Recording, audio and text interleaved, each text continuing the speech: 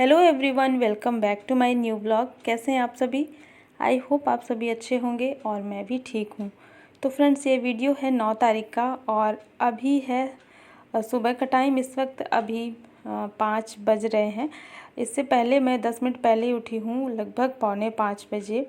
तो मुझे जिस टाइम पे उठना होता है उससे जस्ट 10 या 15 मिनट पहले मैं अलार्म लगा के रखती हूँ, ताकि मुझे लेट भी हो जाए तो बहुत ज़्यादा जल्दबाजी ना रहे। इसलिए यहाँ पे मैं अभी 5 बजे लगभग उठ गई थी और उठने के बाद बस मुँह हाथ धो करके थोड़ा सा पियेंगे अपना गुनगुना पानी, और इसे पीने के बाद फिर मैं जाऊँगी वॉक पर। तो मॉर्निंग वॉक पे जाना भी मैंने स्टार्ट किया है, कल से ही स्टार्ट किया है। आज मेरा ये दूसरा दिन है और काफ़ी टाइम के बाद मैंने ये शुरुआत की है। तो कोशिश भी मेरी यही रहेगी कि मैं इसे कंटिन्यू कर पाऊँ, क्योंकि 1-2 दिन में कुछ भी नहीं होता है। अगर आप कोई भी काम कंटिन्यू करते हैं ना, रेगुलर करते हैं और लंबे टाइम तक करते हैं ना, तो उसका रिज़ल्ट बहुत अच्छा मिलता है।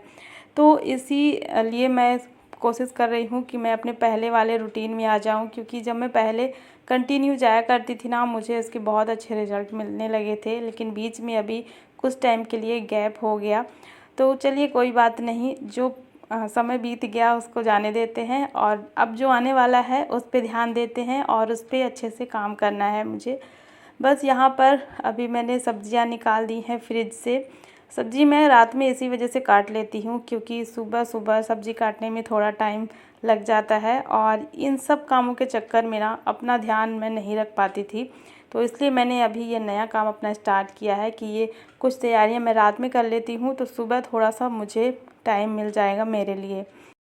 तो बस यहाँ पे मैंने सब्जियां निकाल दी हैं फ्रिज से बाहर, जो कि मैंने कल रात में काट करके फ्रिज में रख दी थी। तो इनको मैं रख दूँगी बाहर। और यहाँ पे भिंडी काटी थी मैंने रात में, और आलू को मैंने पानी में डाल दिया था ताकि वो काला ना पड़े।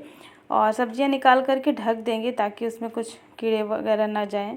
और ढकने के बाद फिर यहाँ पर अभी मेरे पास थोड़ा सा टाइम था, तो मैं बर्तन सेट करने लगी थी। रात वाले बर्तन रखे थे, क्योंकि हस्बैंड भी जाएंगे साथ में। तो हस्बैंड अभी बाद में उठे हैं, तो वो जब तक थोड़ा सा रेडी हो रहे हैं तब तक मेरे पास टाइम था, तो मैं किचन का ये काम कर लेती हूँ।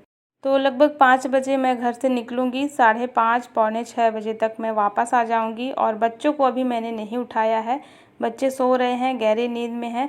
तो बाहर से लॉक करके और फिर मैं और हस्बैंड दोनों लोग चले जाएंगे, और फिर जब मैं आऊँगी तब बच्चों को जगा दूँगी और बाकी जो घर के काम है वो फिर होते रहेंगे मेरे। और जब भी बच्चों का एग्ज़ाम वगैरह, टेस्ट वगैरह कुछ भी चलता है ना, तो फिर मैं उस टाइम पे उठा के जाती हूँ बच्चों को, तो फिर बच्चे पढ़ाई करने में लग जाते हैं। लेकिन अभी टेस्ट वगैरह तो अभी कुछ भी नहीं है, तो अभी मैं नहीं जगा रही हूँ। नहीं तो अगर थोड़ा सा भी एक्स्ट्रा टाइम मिलता है बच्चों को, तो उठने के बाद फिर वो दोबारा से सो जाते हैं। और जब दोबारा से सोते हैं ना, तो फिर उनकी नींद और भी ज़्यादा डिस्टर्ब हो जाती है, फिर नींद और जल्दी नहीं खुलती है। तो यहाँ पे मैं आ गई थी और आज मुझे आने में थोड़ा सा लेट हो गया था। तो लगभग पौने 6 बजे तक मैं आ गई थी। 15 मिनट एक्स्ट्रा और आज टाइम लग गया था मुझे।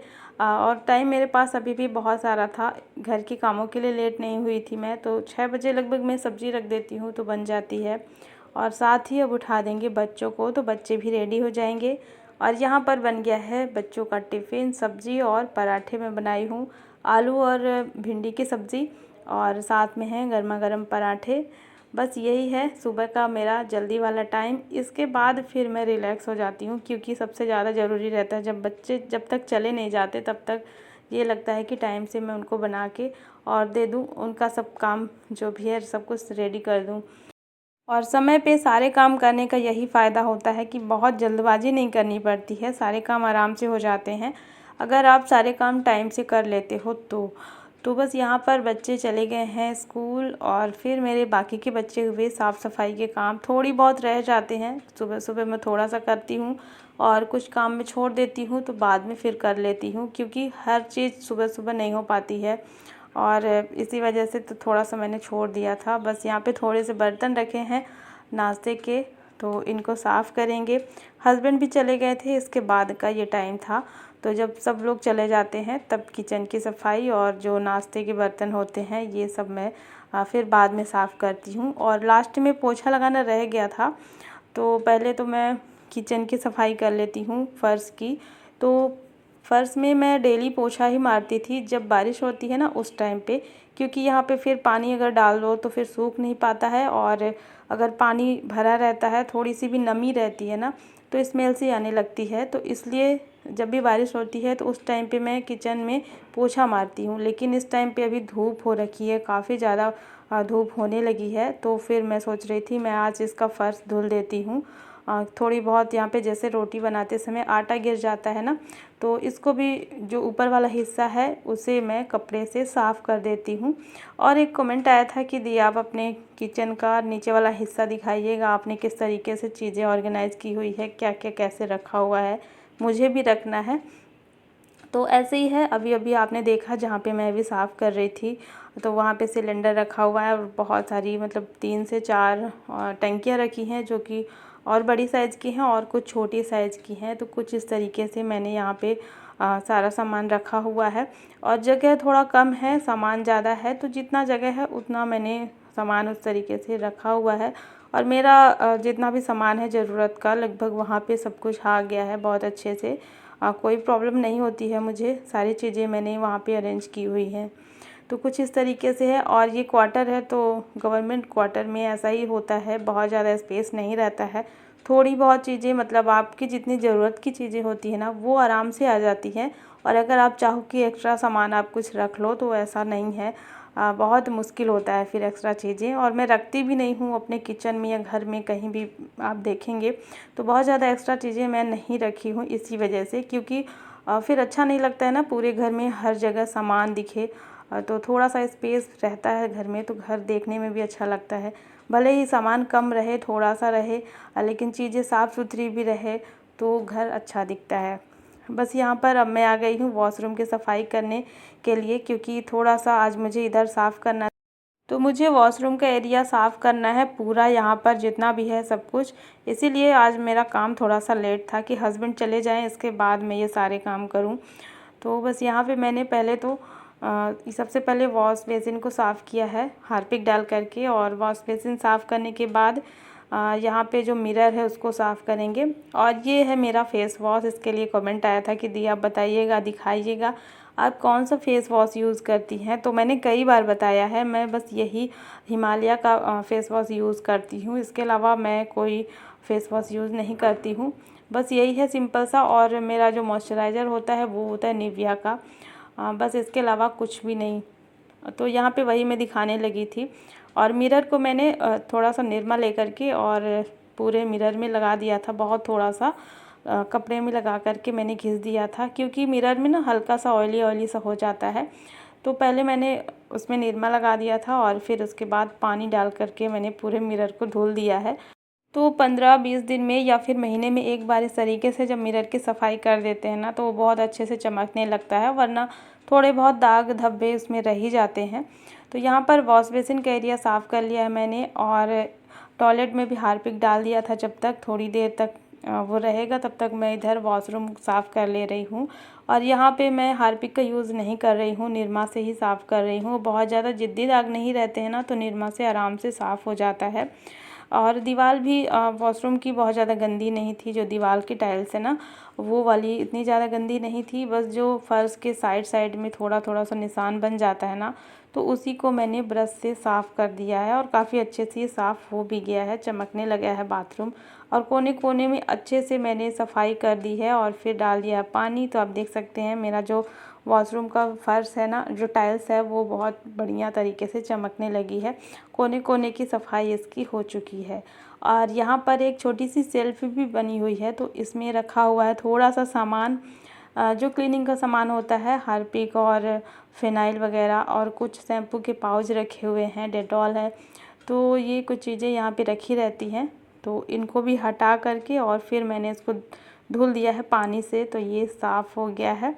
और वापस से सारी चीज़ें मैं यहीं पे रख दे रही हूँ। जगह थोड़ी सी यहाँ पे छोटी है, हो सकता है यहाँ पे मैंने ही सामान ज़्यादा रख दिया हो इसलिए जगह छोटी लग रही हो, लेकिन फिर भी ठीक है, जितना सामान है उतना मेरा यहाँ पे आ जा रहा है। तो बस ये तो हो गई साफ़ सफाई। और साफ़ सफाई करने के बाद एक चटाई रखी हुई थी, तो इसको भी मैंने धुल दिया है। इस पर हम लोग बैठ के खाना खाते हैं ना, तो थोड़ा बहुत खाना कभी कभी गिर जाता है, तो इसे भी मैंने धुल दिया है। और इस टाइम पे धूप इतनी ख़तरनाक हो रही है ना, ये तो मई और जून की याद दिला दिया है। ऐसा लग रहा है जैसे मई और जून लगा हुआ है। उस टाइम पे जैसे ख़तरनाक वाली गर्मी पड़ती है ना, बिल्कुल वैसे ही अभी लग रहा है। पैर बहुत ज़्यादा जलने लगे थे। तो अभी सुबह के 10 बजे हुए हैं और यहाँ पे लगभग 8 साढ़े 8 बजे तक धूप आ जाता है इस वाली बालकनी में। तो धूप आप देख सकते हैं पूरी बालकनी में छा गया है और बहुत ख़तरनाक वाली गर्मी लग रही थी। धूप भी बहुत तेज़ लग रहा था। जल्दी जल्दी से मैंने सारे कपड़े डाल दिए हैं और कपड़े बहुत ज़्यादा नहीं थे, बस रेगुलर सभी के जो थोड़े बहुत रहते हैं, एक एक सभी के मतलब, तो वही वाले कपड़े थे, थोड़े से ही थे। जल्दी जल्दी से मैं ये सारे कपड़े डाल देती हूँ सूखने के लिए और फिर यहाँ से चलते हैं अब अंदर। और जो पेड़ पौधे हैं ना, उनमें भी मैं पानी इस समय डाल रही हूँ क्योंकि ज़रूरत हो रही है। बारिश हो नहीं रही है तो मिट्टी काफ़ी ज़्यादा सूख गई थी, तो सुबह में मैं पानी डाली थी पौधों में। चलिए अब आ जाते हैं, थोड़ी देर के लिए यहाँ पे बैठेंगे, पानी पियेंगे, बाल को सुखाएंगे, इसके बाद फिर बाकी काम होंगे। लंच वगैरह बनाने में तो अभी बहुत ज़्यादा टाइम भी है मेरे पास। और बस यहाँ पे थोड़ी सी मैं बालों को सुखाऊंगी। इसके बाद मुझे याद आया कि रखा हुआ था मलाई, जो कि बहुत टाइम के बाद मैं इससे मक्खन निकालने वाली हूँ। बहुत टाइम का मतलब है लगभग 15 से 20 दिन हो गए हैं और वही मुझे याद आया तो मैंने सोचा अभी मैं इसी से मक्खन निकाल के और फिर इसका घी बना लेती हूँ। तो इसमें ना बहुत कम मलाई पड़ती है। जो हमारे यहाँ मिल्क आता है वो काऊ मिल्क आता है, तो उसमें बहुत कम मलाई पड़ती है। और जो बफेलो मिल्क होता है उसमें ज़्यादा फ़ैट होता है, जिसकी वजह से उसमें मलाई काफ़ी अच्छी निकलती है और घी भी बहुत अच्छा मतलब ज़्यादा मात्रा में निकलता है। तो यही वजह है कि जो मैं मलाई इकट्ठी करती हूँ ना, तो वो इकट्ठी ज़्यादा नहीं हो पाती, बहुत धीरे धीरे धीरे धीरे करके। और फिर थोड़ा सा लगता है जब 15 से 20 दिन हो जाता है ना, तब जा कर के इतना हो पाता है। तो अभी फ़िलहाल ये 20 दिन की मलाई है, तो अभी इससे मैं मक्खन निकाल रही हूँ। और ये ठंडा ही है, फ्रिज से मैंने डायरेक्ट निकाला है, तो बस ये जल्दी निकल जाएगा, ज़्यादा टाइम नहीं लगेगा इसको निकालने में। और मैं इसी मथनी का यूज़ करती हूँ। ये लकड़ी की है तो बहुत अच्छी है और आराम से लगभग 2 मिनट में ये निकल आता है इससे मक्खन। तो बस यहाँ पे मैंने इसमें ठंडा पानी डाल दिया है, तो जो मक्खन है एकदम से अलग हो जाता है और इसको मैं निकाल लेती हूँ। जिस बर्तन में मैं निकालती हूँ उसमें थोड़ा सा मैंने ठंडा पानी डाल दिया है फ्रिज का, और इसके बाद इस मक्खन को उसमें डाल देंगे और 2 बार उस मक्खन को धुल देते हैं पानी से। तो इसके बाद जब हम इसको पकाएंगे, घी बनाएंगे, तो घी भी ज़्यादा मात्रा में निकलेगा और घी जल्दी से पक जाता है, ज़्यादा समय नहीं उसको नहीं लगता है पकने में। तो बस मेरा ये ज़रूरी काम भी हो चुका है। और एक कमेंट आया था मेरे ऑयल कंटेनर के लिए, यहाँ पे जो मैंने 2 ऑयल कंटेनर रखे हुए हैं कि दी आपने कहाँ से लिया है और कितने का लिया है, ज़रूर बताइएगा। तो ये ऑयल कंटेनर मैंने ऑफ़लाइन लिया है मेरे लोकल मार्केट से, जहाँ से मैं सारा सामान लेती हूँ बर्तन वगैरह। और एक कंटेनर मुझे मिला है 250 का और दोनों मिला करके 500 का मुझे पड़ा है। ऑनलाइन भी आप देख सकते हैं, ऑनलाइन में भी बहुत अच्छा है, लगभग रेट का ज़्यादा फ़र्क नहीं है, सेम सेम ही है ऑनलाइन और ऑफ़लाइन दोनों। तो और चीज़ भी वही है लगभग, मुझे ऐसा लगता है। तो बस यही है, 250 का ये एक पड़ा है और मैंने इसको ऑफ़लाइन लिया है। तो चलिए अब यहाँ पर मेरा ये काम हो चुका है और मक्खन निकालने के बाद मैं छाछ को दूसरे बर्तन में रख दूँगी फ्रिज में, और ये जो बर्तन है इसको रख दूँगी धुलने के लिए।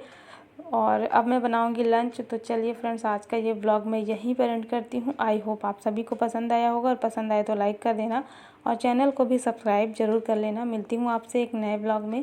Thanks for watching, bye bye, take care.